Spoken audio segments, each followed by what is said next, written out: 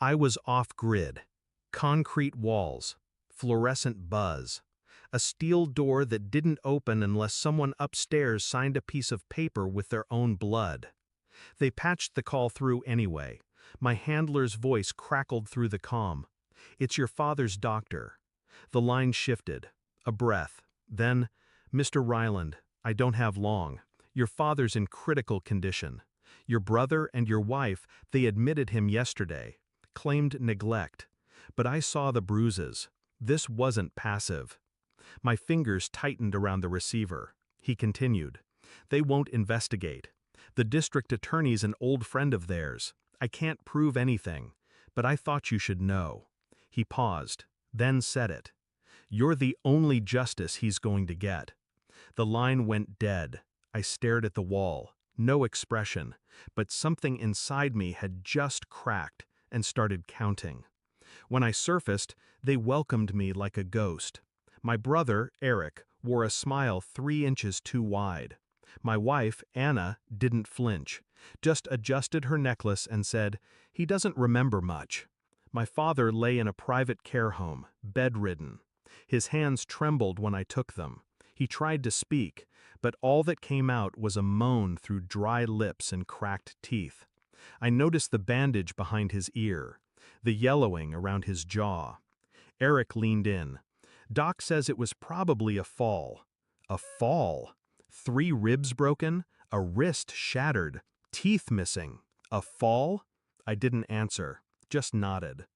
Anna kissed my cheek. Her lips were cold. "You're back," she whispered. But her eyes? They didn't look glad. They looked annoyed, like I was inconvenient. I moved carefully, asked no questions, raised no flags. Just watched. Anna had new jewelry, new habits. She changed her phone password weekly, but not her cloud backup. Eric kept visiting the attorney's office. Dad's estate was untouched, for now. I went to the doctor in person. He showed me the old charts, then the new ones. Sedatives, restraints, a pattern of worsening injuries masked with vague explanations. They were soft-killing him, slow, untraceable, methodical. Why? I already knew. My father never updated the will. Eric and I split it, unless I was unfit or dead. I started logging everything: dates, photos, documents. Anna's messages to Eric. He'll sign it eventually, or we'll just fake it. Receipts for private security, untraceable pills.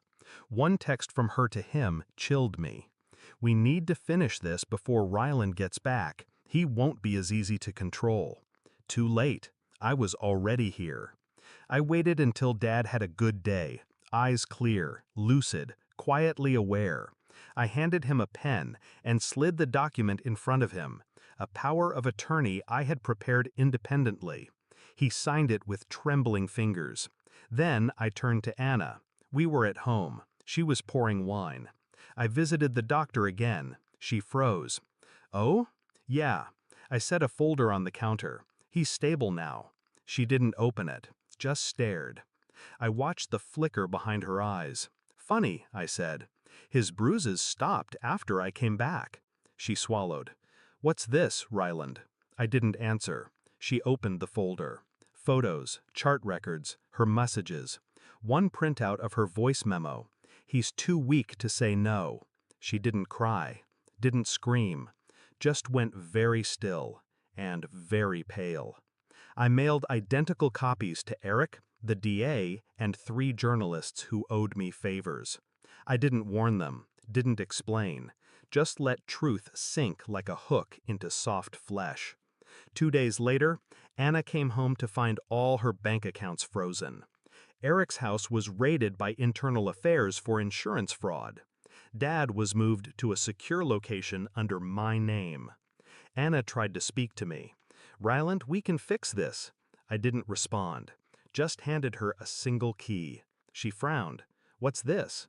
"Storage unit, Unit 31. Everything I didn't tell the press is in there." She laughed nervously. "You wouldn't." "I haven't," I said. "Yet." She opened her mouth, but I'd already walked away. Dad died 2 months later, peacefully, naturally. I sat with him in silence, holding the same hand that once held mine.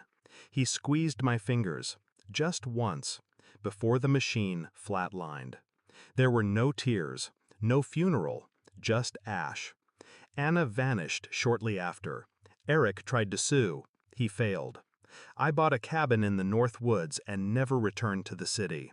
Some nights, I sit by the fire and wonder what would have happened if that doctor never called, if I'd stayed in that black site just one day longer. But mostly, I sit in silence and listen to the quiet, because justice, true justice, isn't loud. It's final.